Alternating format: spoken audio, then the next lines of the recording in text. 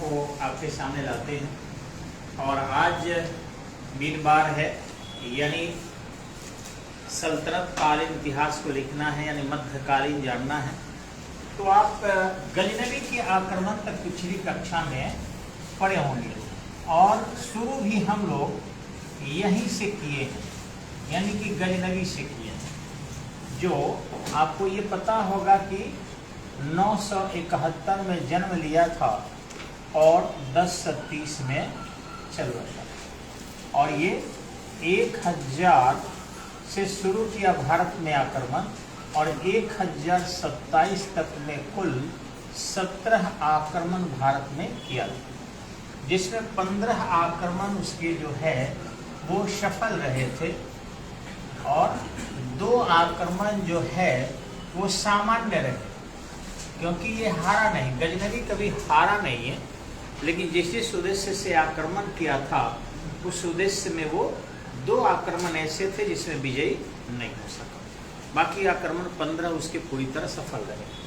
अब गजनवी ने एक भूमिका तय कर दी, यानी ये विश्व को साबित कर दिया कि वो मजबूत अब भारत में कोई शासक नहीं। एक देखे होंगे, अभी महिला थी, नाम उसका याद नहीं आ रहा है, उन्होंने कल एक स्टेटमेंट दिया था।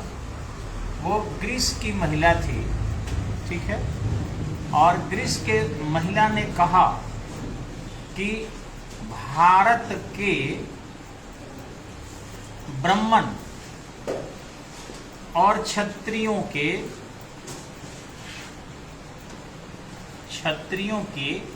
बलिदान से, ब्राह्मण और क्षत्रियों के बलिदान से ब्रह्मांड को सुख शांति देने वाला धर्म सनातन, ये डैश डैश से जोड़ लेंगे, सनातन एवं वैदिक मंत्रोच्चारण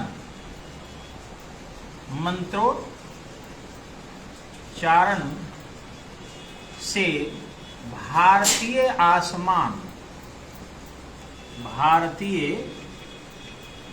आसमान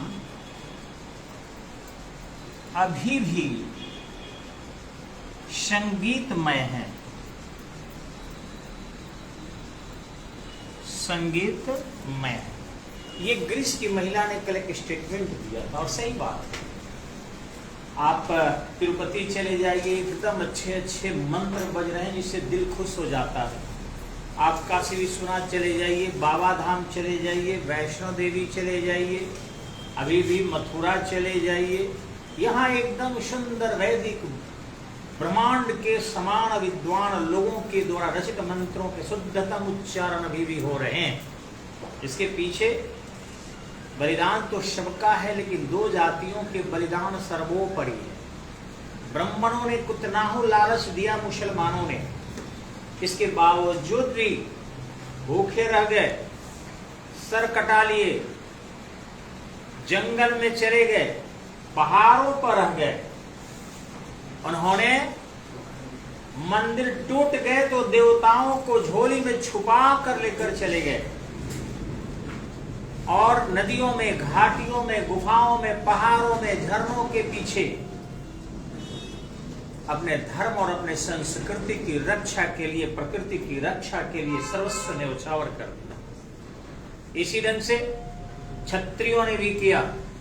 वो चाहते तो मुगलों से समझौता करके वो भी हजार मुगल शहजादियों के साथ रहते, सोते, बैठते, खाते, बच्चे पैदा करते, उन्हें भी आनंद होता। हजार स्त्रियों के साथ जैसे भगवान दास ने संबंध स्थापित करके आनंद उठाया था। मान सिंह ने 8000 स्त्रियों के साथ सहवास करके, संभोग करके जो आनंद उठाया, जो हजारों हाथियों पर मान सिंह घुमा करता था, उसके आगे पीछे तोप रहते थे, कव्वालियां सुना करता था। वैसे अन्य राजपूत भी कर सकते थे, लेकिन नहीं, राजपूतों ने घास की रोटी खाना पसंद किया। राजपूतों ने अपने बच्चियों को, बेटा को, बेटियों को, मां को, बहन को अग्नि के हवाले कर दिया। राजपूतों ने अपना राज्य छोड़ दिया, अग्नि समाधि ले लिया जयपाल ने। इसके बावजूद भी वो इस संस्कृति को थोड़ा भी हिलने नहीं दिए, डुलने नहीं दिए। और आज जो ग्रीस की महिला ने कहा है कि ग्रीस में भी वैदिक मंत्रोच्चारण हुआ करते थे, वहां भी मनुष्य के स्वरूप से सुंदर सुंदर मूर्तियां बना करती थी, सुंदर उपासना गृह थे, सुगंधित उपासना गृह थे, गरीबों को उसमें भोजन मिलता था। जो तिरुपति में आप चले जाइएगा, आज भी कम से कम 50,000 आदमी को, मैं गया हूं, मैं झूठ नहीं बोलता हूं, 50,000 आदमी तिरुपति में सुबह खाता है और 50,000 आदमी शाम को खाना खाता है मिनिमम। वहां खाना खिलाने वाले IAS अधिकारी हैं जो रिटायर करके बैठे हैं भगवान की सेवा में। एक से उद्योगपति घराने के लोग हैं, उनकी फैक्ट्रियां चल रही है, वो जन सेवा में लगे हैं। वो खुद नहीं खाते हैं, गरीबों को खिलाते हैं।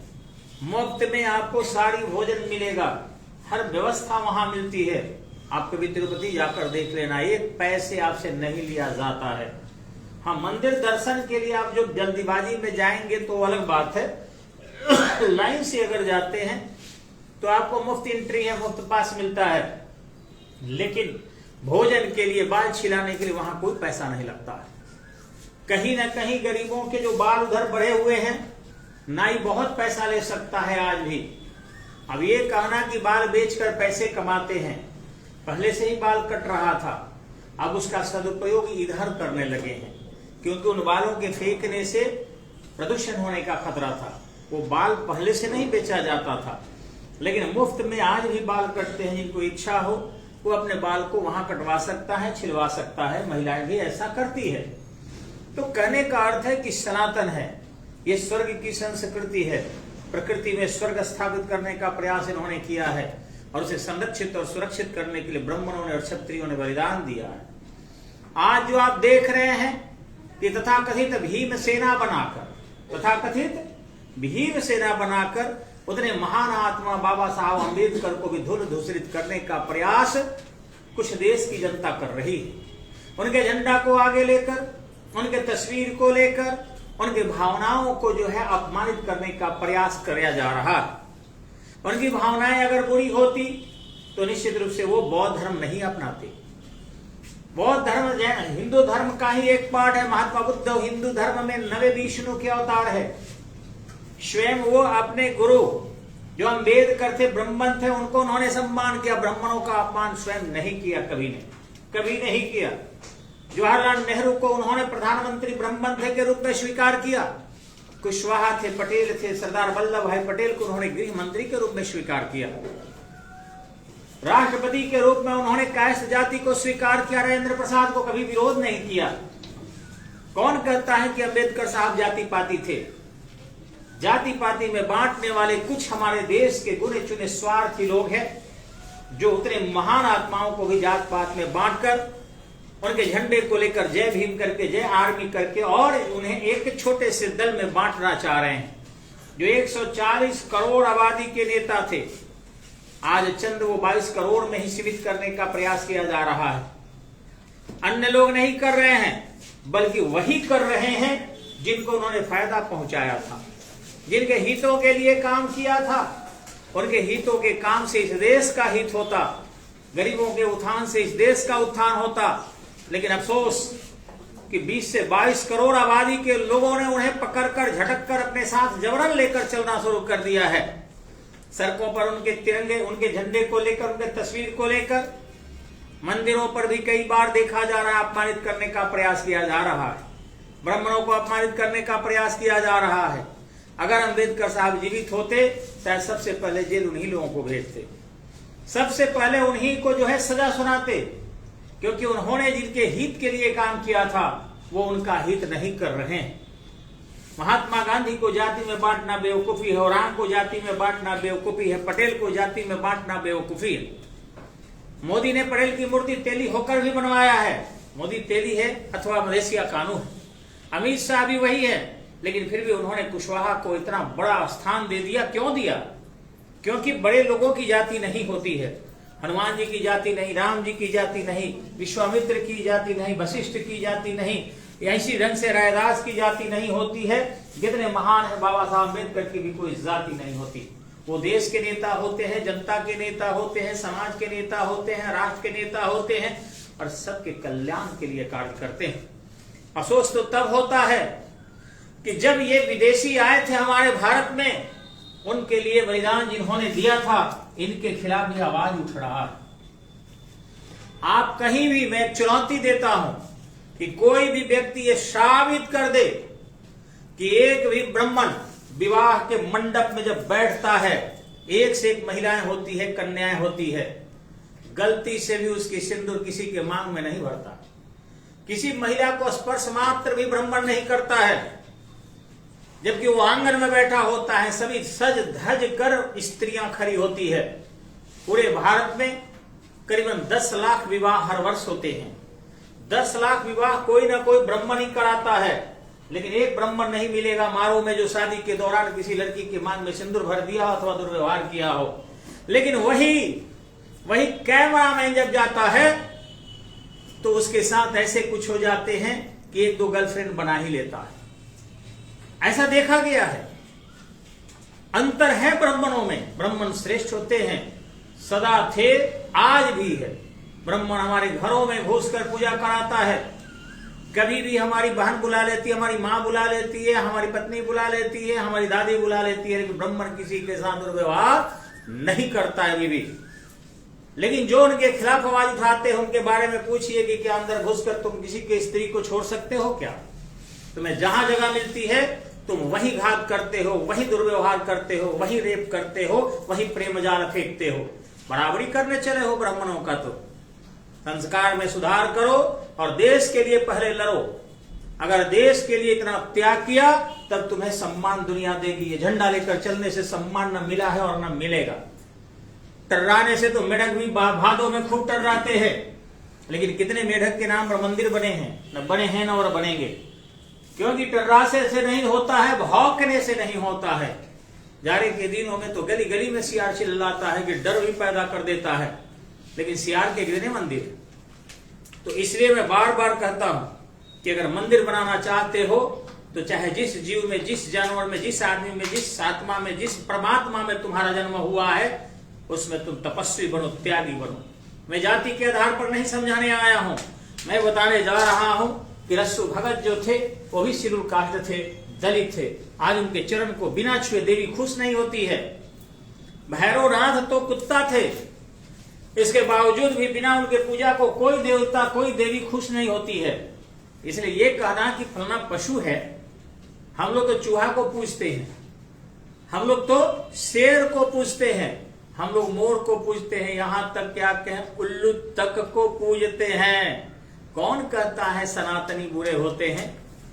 बुरा बनाने वाला, राजनीतिक रोटी सेकने वाला विदेशी आत्मा है। विदेशी लोग बड़े पैमाने पर जो क्षेत्रीय आधार पर लोगों को वर्ग संघर्ष में, ऊंच नीच में तोड़ने का प्रयास कर रहे हैं, वो गजनवी से और गोरी से ज्यादा चालाक है। गोरी ने युद्ध किया था तलवार के आधार पर, गजनवी ने युद्ध किया था अपने सैनिकों के आधार पर, लेकिन अभी जो विदेशी शक्तियां युद्ध कर रही है अपने दिमाग के आधार पर। वो जान रही है कि किनको तोड़ा जा सकता है, वो जान रही है कि किनको आसानी से राष्ट्र के खिलाफ उकसाया जा सकता है। और राष्ट्र के खिलाफ उकसने वाले जो लोग हैं वह आज उकस रहे हैं, वो राष्ट्र के खिलाफ कदम बढ़ा रहे हैं। वही कह रहे भारत तेरे टुकड़े होंगे। आप साबित करके बता दो कि भारत तेरे टुकड़े होंगे में कितने ब्राह्मण हैं, भारत तेरे टुकड़े होंगे में कितने क्षत्रिय हैं? एक नहीं मिलेंगे। इस पूरे भारत में अगर एक भी ब्राह्मण मिल जाए और कह दे कोई कि भारत तेरे टुकड़े होंगे, संभव नहीं है। उन्होंने बलिदान दिया, उन्होंने सींचा है, उन्होंने त्यागा, उनके पूर्वजों ने त्यागा है, उनके अंदर ये संस्कार बढ़ा हुआ। क्षत्रियों ने अपने समस्त परिवारों को गंवाया है, राजकुल को गंवा दिया, समस्त क्षेत्र को गंवा दिया। तुम तो अदना सा, इतना सा उनको इज्जत नहीं दे रहे हो और राष्ट्र के मालिक बनकर बैठना चाह रहे हो, देश तोड़ना चाह रहे हो। अरे तुमसे मांग कौन रहा है कि तुम कुछ उन्हें दे दो? न तुम्हारे जमीन चाहिए ब्राह्मणों को और क्षत्रियों को, न तुम्हारा घर चाहिए ब्राह्मणों और क्षत्रियों को। अपने बलिदान के बदले उनको गद्दी भी नहीं चाहिए, अपने बलिदान के बदले मंत्रालय भी नहीं चाहिए। हाँ, लेकिन इतना तो फर्ज बनता है यार कि गांधी ने बलिदान दिया तो राष्ट्रपिता हो गए, भगत सिंह ने बलिदान दिया, शेड्यूल कास्ट थे तो शहीद हो गए, शहीद आजम हो गए। इसी ढंग से सुभाष चंद्र बोस ने बलिदान दिया तो नेताजी हो गए। क्षत्रियों के लिए क्या तुम दिया? ब्राह्मणों के लिए क्या तुमने नाम दिया? अपमान, गाली, और ये कहना कि वो शोषण करते थे। ये षड्यंत्रकारी जितने मुस्लिम जो है, फिल्मकार है, डायरेक्टर है, हीरो है, चाहे सलमान खान हो, शाहरुख खान हो, आमिर खान हो, संजय दत्त की भी मां जो थी नरगिस दत्त, वो भी मुसलमान थी, वो नमाज अदा करता है। ये जानबूझकर क्षत्रियों के खिलाफ और ब्राह्मणों के खिलाफ पिक्चर बनाते रहे। ये जमींदार कह कह के इनको दिखाते रहे कि ये शोषण करते हैं। वही कहानी तुम्हारे दिमागों में बैठ गया। ये बताओ तुम कि कितने क्षत्रियों ने दलितों महिलाओं को जबरदस्ती विवाह किया है? कहीं इतिहास में मिला है? उन्होंने तो वेद व्यास जैसे शूद्र आदमी से क्षत्रिय कन्या का नयन भोग कराया था और उससे धृतराष्ट्र को पैदा किया था, पांडव को पैदा किया था। कितनी दलित महिलाएं थी जिनके घर क्षत्रिय एक भी गए? साबित करके दिखा दो। या कितने ब्राह्मण थे जो दलित घर में एक भी गए? कहीं नहीं मिलेगा उदाहरण। तुम्हारे पूरे पूरे जितना भी समान अध्ययन पढ़ते हो, साबित करके कोई दिखा दे भारत का नेता। फिर उन्होंने शोषण तुम्हारा कैसे किया? ना तुम्हारा धन लिया, ना दौलत लिया, ना जमीन लिया, न तुमको सेना में भर्ती करके तुम्हारे बलिदान के लिए बुलाया कि आ जाओ सीमा पर लड़ने के लिए। नहीं, तुम्हारे घर में आक्रमण करके किसी स्त्री का हरण किया। लिया क्या तुम्हारा? हां, दिया है। उनकी स्त्रियां लड़ी है। ताराबाई अपने समस्त सुख सुविधाओं का परित्याग करके विधवा होने के बावजूद भी युद्ध के मैदान में लड़ी है। लक्ष्मी बाई भी विधवा होने के बावजूद भी विदेशी शक्ति से दो दो हाथ की है।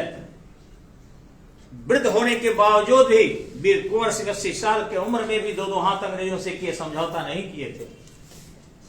गोद लिए गए नाना साहब भी युद्ध किए, भले उनको देश छोड़कर नेपाल भागना पड़ गया। तत्या टोपे भी ब्राह्मण थे, ईमानदारी से लड़े, भले फांदी के फंदे पर चढ़ गए। मंगल पांडे ने भी अपना बलिदान दिया, यही बक्सर के रहने वाले थे, लेकिन उन्होंने भी अंग्रेजों के सामने झुकना स्वीकार नहीं किया, प्रमोशन स्वीकार नहीं किया, अपने धर्म से समझौता नहीं किया, संस्कृति से समझौता नहीं किया और हंसते हंसते फांसी के फंदे पर चढ़ गए। तुम क्या दे रहे हो बदले में उनको? इतना सा उनका केवल सम्मान नहीं कर सकते? अगर तुम्हारे अंदर उनके प्रति सम्मान की भावनाएं नहीं आएगी, कोई बात नहीं चलेगा। उनको इज्जत देने नहीं आता है, कोई बात नहीं चलेगा। लेकिन यार, देश को मत तोड़ो। अब कम से कम देश को गुलाम बनाने का प्रयास मत करो। और लगे हुए हो तुम लोग की वही शक्तियां जो विदेशी तुम्हारे दिमाग में ठूस ठूस कर पहले सेना लेकर आती थी और विचार को भर दे। वो फेसबुक के माध्यम से, इंस्टाग्राम के माध्यम से, मोबाइल फोन के माध्यम से, व्हाट्सएप के माध्यम से, तरह तरह के सूचना तंत्र से, अखबार से कुछ नेताओं को फंड देकर, मध्य प्रदेश के जनजातीय क्षेत्र में जाकर देख लो, छत्तीसगढ़ के जनजातीय क्षेत्र में जाकर देख लो, यहां तक कि दलित उत्तर प्रदेश के क्षेत्रों में भी बड़े पैमाने पर विदेशी शक्तियां अपने भारतीय लोगों को जोड़कर उनके माध्यम से प्रचार करवा रही है कि भारत में उनका शोषण हुआ है। अरब में जाकर पूछो कोई दलित है क्या? उनको समाप्त कर दिया गया, काट दिया गया, जमींदोज कर दिया गया। आप जाके अमेरिका में पूछ लो, है क्या कोई? जमींदोज कर दिया वहां के लोगों ने। ऑस्ट्रेलिया में जमींदोज कर दिया, 90% आबादी ब्रिटेन की है। ऑस्ट्रेलिया के मूल निवासी 10%, 5% ही बचे हुए हैं। तुम्हें क्या लगता है कि भारत में तुम्हें जो है स्थान इतना मिला हुआ है वो भारतीय ही है कि इतना सम्मान दे रहे हैं, इतना इज्जत दे रहे हैं, इतनी प्रतिष्ठा दे रहे हैं और हमारे पूर्वज सब मिलजुल कर रहे हैं। अब ये नए तकनीक के कारण आप टूट रहे हो, ये भविष्य जो है भारत के लिए अच्छा नहीं है, ये नुकसान कर सकता है। इसलिए मैं थोड़ा सा गोरी के बारे में बताना चाह रहा हूं कि गोरी जब भारत पर आक्रमण करना शुरू किया था, ये वर्ष है 1175 का। सबसे पहले ये मुल्तान पर आक्रमण करता है, इसकी क्षति होती है। यह जो है 1178 में और 79 में आक्रमण करता है, जो गुजरात के मूल राज द्वितीय के समय इसका आक्रमण होता है और इस आक्रमण के दौरान वो पराजित होता है। एक विधवा स्त्री है नायिका देवी, नायिका देवी, ये युद्ध में गौरी को हरा देती है। गौरी यहां हार जाता है और भागने के लिए और पैर पकड़ने के लिए बाध्य हो जाता है। वही गौरी 1191 में पृथ्वीराज चौहान के सामने भी घुटना टेक देता है। 1191 में तराइन प्रथम है, तराइन प्रथम में घुटना टेक देता है और वहां पर माफी मांगता है पृथ्वीराज चौहान की मां से। क्या आप इनकी मां है तो मेरी भी मां है, मैं भारत पर भविष्य में आक्रमण नहीं करूंगा। उस मां को क्या पता कि दोगला है, ये जो कहते हैं वो करते नहीं है, ये जवान देते कुछ है करते कुछ है। मां तो हमारे यहां की देवी थी और भारतीय संस्कृति में पली थी, बढ़ी थी, इसलिए विश्वास कर गई। लेकिन ठीक घात करता है अगले वर्ष, जब प्राण दंड से उसे मोक्ष मिल जाता है तो 1192 में पुनः आक्रमण करता है और तराइन द्वितीय में धोखा करके, क्योंकि सभी जल स्रोतों में जहर मिला दिए जाते हैं, गाय के सिर काट के डाल दिया जाता है, यहां तक कि अगली पंक्ति में गैया रखी जाती है। और ध्यान रखना, अपने मरने के लिए मर गए भारत के महान वीर बांकुरे, वो कभी अपने सर को झुकाए नहीं, न भारत के संस्कृति को उन्होंने हिलने डुलने दिया, भले ही हंसते हंसते बलिदान दे दिए। उन्होंने जब शहाबुद्दीन मोहम्मद गोरी ने उनसे कहा था क्या तुम समर्पण करते हो, उन्होंने कहा नहीं, एक क्षत्रियों के भांति जो है व्यवहार करो, अगर तुम्हें दंड देना है तो मेरे घर से सर को कलम कर दो, अन्यथा युद्ध करो। और इस प्रकार 1192 में वो शहीद हो जाते हैं। लेकिन भारतीय सिर को झुकने नहीं देते और पैरों में गिरकर प्राण का भीख नहीं मांगते हैं। यह बलिदान आज फक्र से हम स्वीकार कर सकते हैं कि हमारे भारतीय माता ने ऐसे सपूतों को जन्म दिया जिससे विदेशियों को भी दांत खट्टे हो गए। आज जो हमारी संस्कृति जिस दिशा की ओर बह रही है लगभग सही है, लेकिन चंद कीड़े मकोड़े की तरफ पलने वाले लोग इस संस्कृति को आगे बढ़ने में अवरोध पैदा कर रहे हैं। वो तरह तरह के नारे दे रहे हैं, बेवजह अच्छे कार्य में भी बिल्ली की तरह रास्ता काटने का प्रयास कर रहे हैं। ये उचित नहीं है और हो सकता है कि इस तरीके से बार बार प्रताड़ित और बार बार परेशान करने से विदेशी शक्तियां आ सकती है। देखे होंगे आप, थोड़ी सी शक्ति जैसे ही कमजोर पड़ी, आपको पता होगा गैर कांग्रेसी पार्टी जनता दल टूट गया, जनता पार्टी। इतना ही नहीं, उस टूटने में इतनी परिवर्तन हुआ कि एक विदेशी शक्ति आकर माथ पर बैठ गई थी। आज भी है वो, उसे कुछ नहीं आता जो होटल में बैरे की काम करने वाली हो और उसे भी भारत के प्रधानमंत्री बनाने की अगर मांग होने लगे, आप क्या कर सकते हो। अगर हमारे यहां ऐसे ऐसे नेता हैं जो जात पात के आधार पर आज बिहार को 33 सालों से बर्बाद कर रहे हैं, आपने देखा है किसी, क्या इस बिहार की जो 33 साल से सत्ता चल रही है, आपने देखा है क्या ब्राह्मण भीख मांगना शुरू कर दिए, कि क्षत्रिय देश छोड़कर चले गए, कि उनके घरें नहीं बन रही है? नहीं, सत्ता का जो नियम होता है कि सूर्य की तरह समंदर से पानी को अवशोषित करके बादल बना के वर्षा करे, रेगिस्तानी क्षेत्रों में जल की पूर्ति करे, सरकार उसे कहते हैं जो अमीरों के संसाधन को प्राप्त करके गरीबों में वितरित कर दे। आपकी सरकार 33 साल से बिहार में है, क्या कर दिया? क्या बदलाव कुछ किया? कारण यह नहीं है कि बदलाव सरकार चाहती नहीं है, वो बदलाव चाह देगी। हो सकता है आप पढ़ लो, बुद्धि हो जाए, विवेक हो जाए, तो उस सरकार को आप वोट देने से इनकार कर दो। सरकार जानबूझकर बर्बाद करना चाहती है और यही कारण है कि आज बिहार के लोग पूरे भारत में मां बहन करवा रहे हैं। जहां जाइए बिहारी शब्द का मतलब गाली होता है। हम तो दिल्ली में रहे हैं, किसी के बहन का नाम लेकर गंदी गाली दे दीजिए, वो नहीं खिसलाता है, लेकिन अगर कह दीजिए तू बिहारी हो तो झगड़ा हो जाता है। कितनी गाली शब्द हो गया है, आप समझ सकते हो। जहां जाओ बिहारी मार खा रहे हैं, बिहारी बाबूजी बाबूजी कह के जी रहे हैं।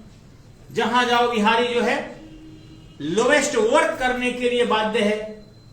बिहारी जो है अपने परिवार छोड़कर कहीं भी चंद्रमा पर भी भेजा जाए तो वहां भी रोजगार के लिए जाने के लिए मजबूर है। यह सब किसने किया? क्या इसके पहले था क्या? नहीं। उन्होंने जात पात करके, ऊंच नीच करके, क्षेत्रवाद करके गरीबों को और गरीब बना दिया। अमीर कभी न गरीब थे, न है, न रहेंगे। तुम चुनते रहो बेवकूफ सरकार को, वो तुम्हें महाबेवकूफ बनाती रहेगी और सत्ता में लगातार बनी रहेगी। ये गलत है निर्णय आपका, आपको सोचना चाहिए। हम तो कहते हैं, एक व्यक्ति ने कहा कि ब्राह्मणी शादी विवाह क्यों कराएगा। कल एक व्यक्ति से बात हुई थी, मैंने उससे कहा एक काम करो, अगर तुम्हारे घर में, तुम्हारे समाज में कोई है ऐसा जो कल बृहस्पतिवार के कथा कह सके तो उसको बुला लेना, हम पंडित जी से दुगना उसको दक्षिणा देंगे। बस आ जाएगा बृहस्पतिवार का, केवल कथा कर। रीति रिवाज से, विधि विधान से जो वेदों में लिखा गया है वैसा करवा दे। पंडित जी को हम देते हैं, दूसरे अकाउंट उसको 502 रुपया देंगे। नहीं आया है सुबह से अभी तक कोई, हम इंतजार करके हार थक के बैच में आ गए हैं। आ जाता, हम पैसा डबल नहीं देते तो दोषी होते। मजबूरी में हमको शाम को हो सकता है कि पंडित जी को ही बुलाना पड़े। तो वही कहना है कि योग्यता जब तक अर्जित नहीं करते हो, तुमसे क्या कराया जाएगा बताओ? तुमको ड्राइवरी सीख लोगे, गाड़ी चलाओगे, और तुम कहते हो बिना सीखे हमको गाड़ी धरा दीजिए, तो क्या होगा? एक्सीडेंट ही होगा ना। अयोग्य लोगों के सत्ता दोगे बिहार में तो क्या होगा? एक्सीडेंट ही होगा ना। पहले ट्रेनिंग लो, सीखो, पढ़ो, लिखो। लोग कहते हैं नीतीश जी इंजीनियर है, वैसे इंजीनियर तो क्या कहें, हमारे यहां रहते थे, झाड़ू लगाया करते थे। एक नहीं, रबुल हसन, करीबन कई इंजीनियरों से यहां देखे हैं झाड़ू लगवाए हैं हम। प्रेम से ही लगवाए हैं, मजदूरी करके नहीं, मजदूरी देकर नहीं। कौन पूछता है इंजीनियर को? क्या एक इंजीनियर बिहार चलाने में सक्षम हो जाएगा? तो बिहार में वही एक इंजीनियर है, और इंजीनियर नहीं है। और बाकी लोग, एक अनुभव होना चाहिए सत्ता का। 5 साल में आपने विकास जब नहीं किया तो 50 साल में भी आप विकास नहीं करोगे। 5 साल में आपने तस्वीर जब बिहार को डाउन कर दिया तो आप 5000 वर्ष में और बर्बाद कर दोगे। बार बार सत्ता आपके हाथों में क्यों? आपने क्या किया? कहां विकास के कड़ी में बिहार एक कदम भी आगे बढ़ पाया? जो 1989 में बिहार भारत का 5वां विकसित राज्य था, आज हम अगर 500 राज्य इंडिया में बना दिया जाए तो 500वां स्थान पर पहुंच जाएंगे। इतना पिछड़ गए। आखिर किसने ले गया? क्या जनता यहां की खराब है? उसके पहले जनता सही थी, आज हम खराब हो चुके हैं? नहीं। शासन जिसके हाथों में हम सौंप रहे हैं वो जतपतिया शासन है, ऊंच नीचिया शासन है, बैकवर्ड फॉरवर्ड शासन है, बेवकूफ शासन है। योग्यतम के हाथों में सत्ता जब तक नहीं दोगे, एक ध्यान रखना कि जो पिछड़े हैं और पिछड़ते चले जाएंगे और जो विकसित हैं और विकसित होते जाएंगे, क्योंकि योग्यतम ही चतुराई से जो विकसित है उनको रोकता है और जो कम विकसित है उनको आगे ले जाता है। केवल जवान से बोलने से नहीं कोई पिछड़ा आगे जाएगा, उसके लिए जमीन पर उतर कर काम करना होगा। और जमीन पर उतरने की तकनीक बौद्धिक रूप से विवेकशील व्यक्ति के पास होती है, सामान्य व्यक्ति के पास नहीं होती है। आते हैं गौरी के पास। धन्यवाद, नमस्कार।